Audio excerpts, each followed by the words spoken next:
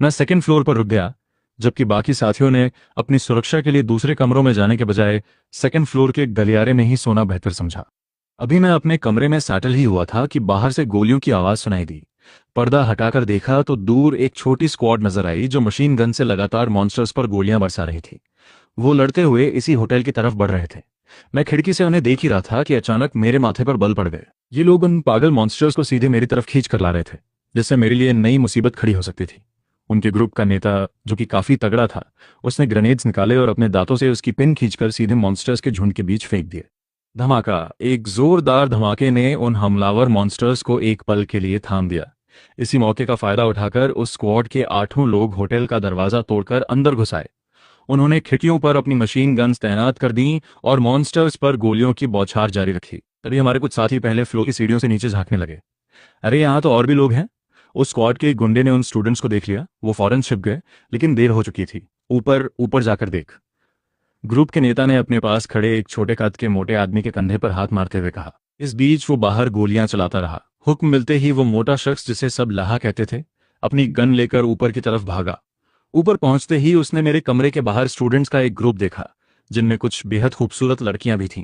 वाह, यहाँ तो कितनी सारी सुंदरियां हैं। अब मेरे और मेरे दोस्तों के मजे आएंगे। आज तो हम खूब मजे करेंगे।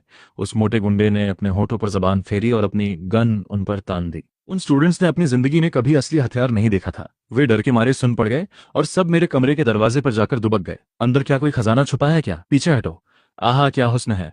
वाकई लॉटरी लग गई। मेरे रास्ते से हट जाओ। तुम महज एक मामूली स्टूडेंट हो। ये तो डर के मारे कांप रहा है, मुझ पर बंदूक तान रहा है। मुझे अपनी लाइफ में एक ही चीज से सख्त नफरत है, और वो है जब कोई मुझ पर बंदूक तानता है। अच्छा, तो फिर मेरा मशवरा है कि इस लड़की को छोड़ दे।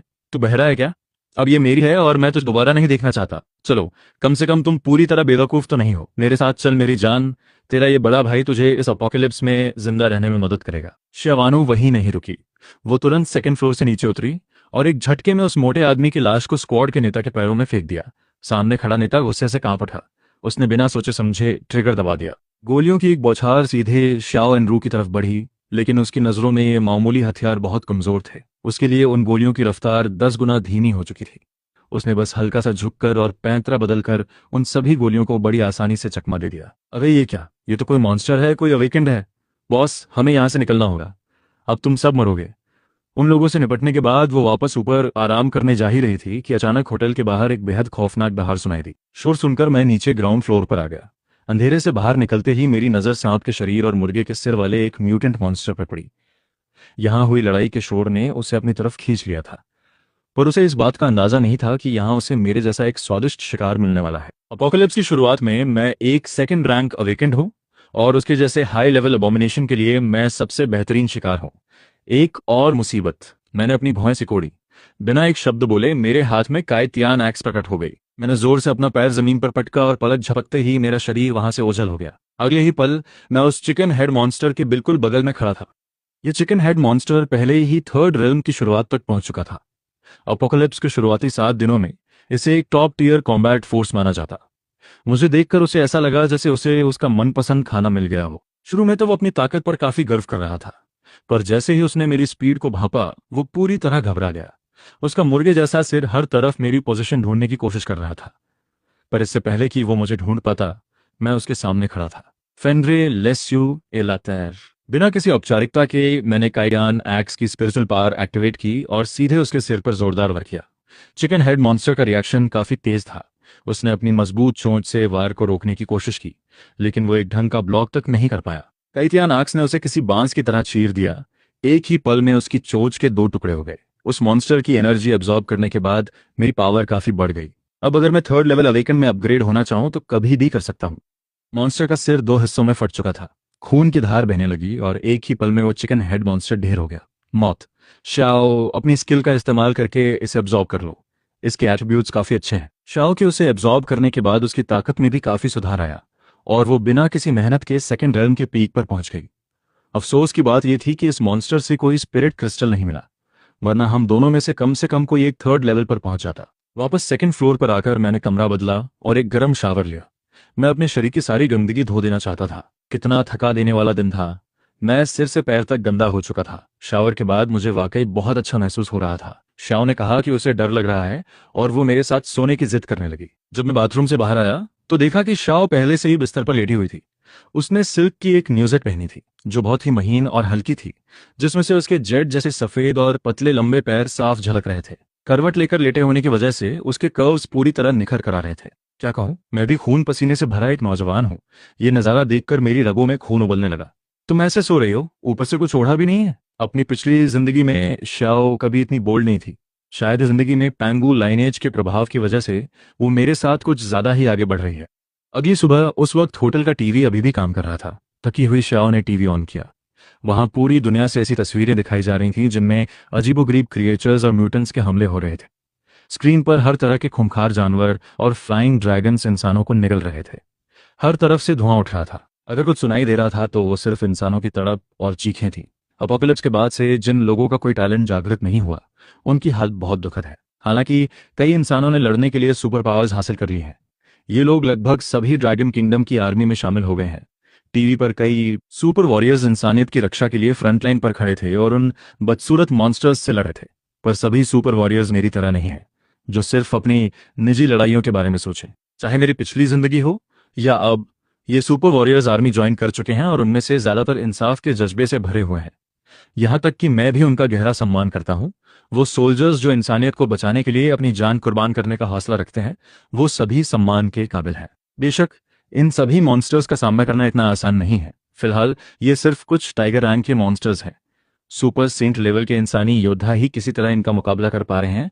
अगर उनका सामना इससे भी हाई रैंक के मॉन्स्टर से हुआ तो शायद वो उनके सामने टिक नहीं पाएंगे। इन मॉन्स्टर्स की एक स्पष्ट क्लासिफिकेशन है। इन्हें मुख्य रूप से wolf rank, tiger rank, demon rank, dragon rank और गॉड रैंक में बांटा गया है। अब तक हमें जो आम मॉन्स्टर्स मिले हैं वो ज्यादातर वुल्फ रैंक के थे या उससे भी नीचे, इसलिए वो ज्यादातर अवेकेंड लोगों के लिए बहुत बड़ा खतरा नहीं है। लेकिन एक टाइगर रैंक मॉन्स्टर के सामने कहानी पूरी तरह बदल जाती है। एक टाइगर रैंक मॉन्स्टर भारी तबाही मचाकर बड़े नुकसान का कारण बन सकता है। डीमन रैंक तो और भी भयानक है। अपनी पिछली जिंदगी में मेरा सामना एक डीमन रैंक मॉन्स्टर से हुआ था। उस लेवल का एक मॉन्स्टर पूरे शहर को तबाह करने वाली आप डाल सकता है। और जब बात ड्रैगन रैंक की आती है तो शायद पूरा ड्रैगन किंगडम ही अराजकता में डूब जाए। पिछली जिंदगी में मैंने कभी ड्रैगन रैंक मॉन्स्टर नहीं देखा था। जहां तक गॉड रैंक की बात है वो सिर्फ किंवदंतियों में है। अगर ऐसा कोई मॉन्स्टर सामने आया और स्थिति को सही से नहीं संभाला गया तो पूरी इंसानियत का नामो निशान मिट सकता है। ऐसी हस्ती आम अवेकेंड लोगों की पहुंच से कोसों दूर है। जब तक कि मैं खुद एक बहुत ऊंचे लेवल तक ना पहुंच जाऊं, मेरे टैलेंट के जागने के साथ एक गॉड रैंक मॉन्स्टर का सामना करना मेरे लिए ज्यादा बड़ी समस्या नहीं होनी चाहिए। मेरा टैलेंट ऐसा है जो इन्फिनिटली इवॉल्व कर सकता है। अपोकलिप्स के दूसरे दिन दुनिया भर में इन मॉन्स्टर्स ने पहले दिन के मुकाबले कहीं ज्यादा तबाही मचा रखी थी। ऐसा लग रहा था मानो पूरी दुनिया नर्क में तब्दील हो चुकी हो। अपने क्लासमेट्स को वहीं रुकने के लिए कहकर मैं शाओ को लेकर हॉस्पिटल की तरफ निकल पड़ा। गेम की शुरुआत के बॉस लेवल के मॉन्स्टर्स ही मेरा असली टारगेट है। करीब 1 घंटे बाद मैं आखिरकार उस हॉस्पिटल पहुंचा जो मुझे याद था। मेरी याददाश्त के हिसाब से यहाँ एक चुकीबाव है। उसका लेवल टाइगर रैंक होना चाहिए। अपनी मौजूदा ताकत के साथ मैं उसे बिना किसी परेशानी के संभाल सकता हूँ। मैंने कांच का दरवाजा धकेला और हॉस्पिटल के अंदर दाखिल हुआ। अंदर का हिस्सा काफी बड़ा था पर वहां कोई नहीं था।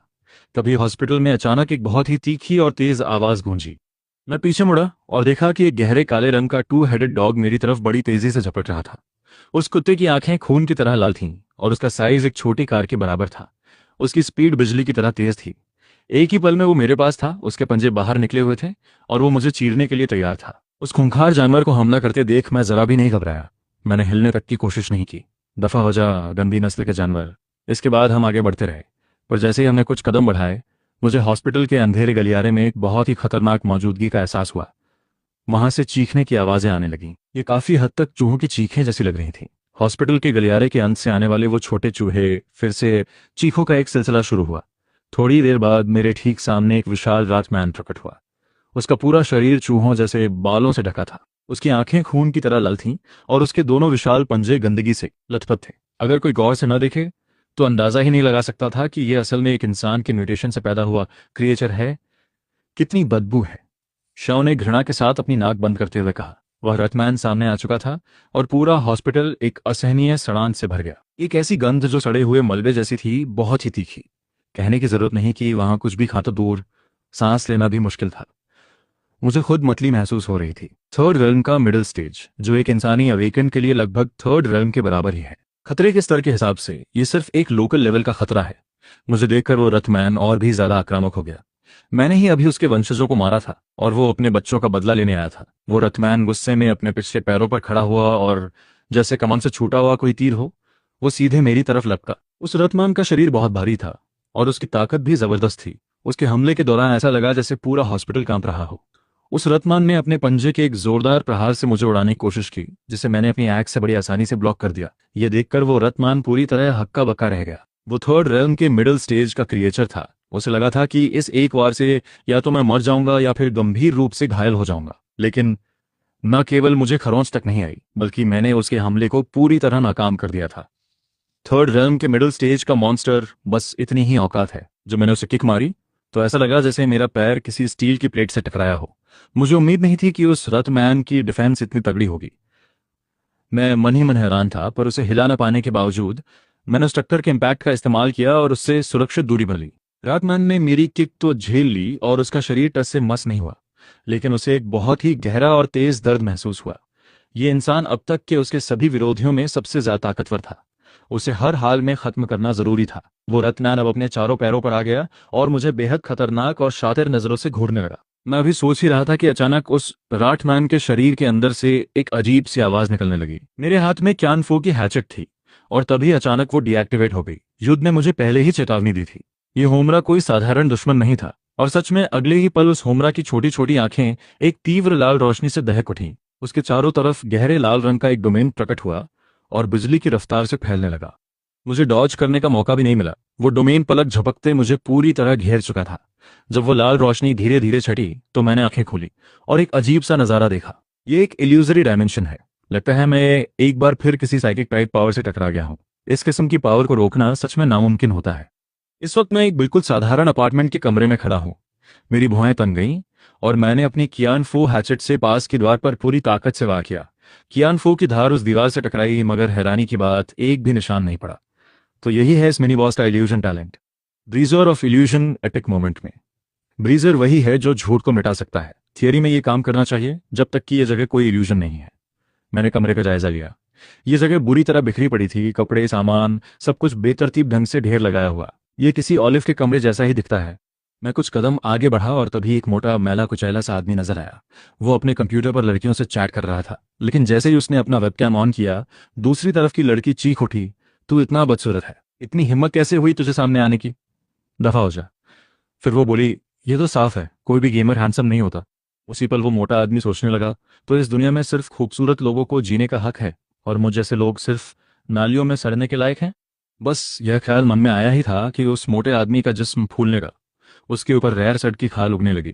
उसका चेहरा, जो पहले सपाट था, एक नुकीले थूथन में तब्दील होने लगा। उसके ऊपरी जबड़े के नुकीले दांत धीरे धीरे बाहर निकलने लगे और एक पल में वो उसी एंशिएंट मास्टर की शक्ल ले चुका था जो मैंने अभी बाहर देखी थी। अब समझ में आया, ये उस रैटमैन की म्यूटेशन से पहले की मेमोरी से बनाई गई एक स्पेस है। कोई हैरानी नहीं कि किंजू फेस की टेक्निक इस एनवायरनमेंट को इग्नोर